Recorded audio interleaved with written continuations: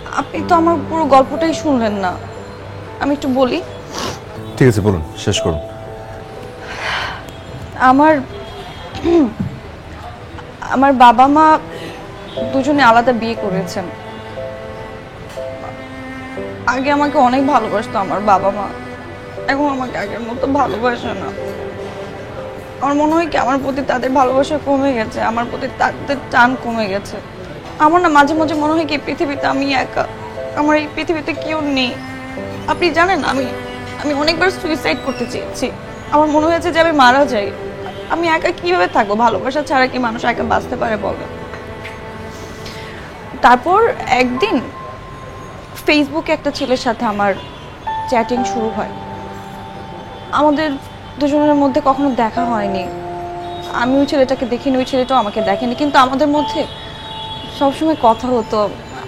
আমার ভালো লাগা শুরু হয় ছেলেটার প্রতি। কথা বলতে বলতে না আমি ছেলেটাকে অনেক ভালোবেসে ফেলি। আমাদের মধ্যে একটা সম্পর্ক তৈরি হয়। ভালোবাসাটা অনেক গভীর হয়ে গিয়েছিল।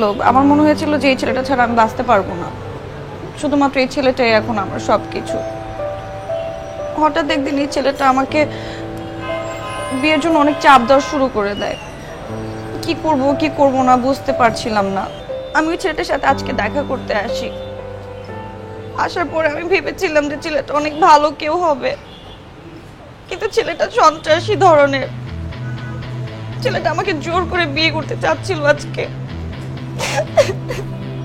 আমি কি করব কিছু বুঝতে পারছিলাম না। কাছে দেখে একটা রেল স্টেশন, ওখানে এসে লুকাই। তারপরে তো আপনাদের সাথে এরকম একটা ইনসিডেন্ট হয়। তো আপনি এখন চলে যেতে চাচ্ছেন? জি, আমি তাহলে উঠি। আমি অন্য একটা ব্যবস্থা করে নিতে পারবো। এমনিতে আপনি আমার জন্য অনেক কষ্ট করেছেন, আপনি ট্রেন পর্যন্ত মিস করেছেন। আমি আপনার প্রতি কৃতজ্ঞ থাকবো। আসি।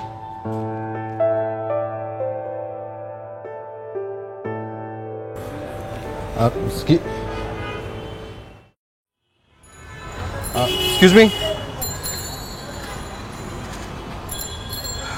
আপনার ফোন ফেলে যাচ্ছিলেন। ও, থ্যাংক ইউ। শুনুন,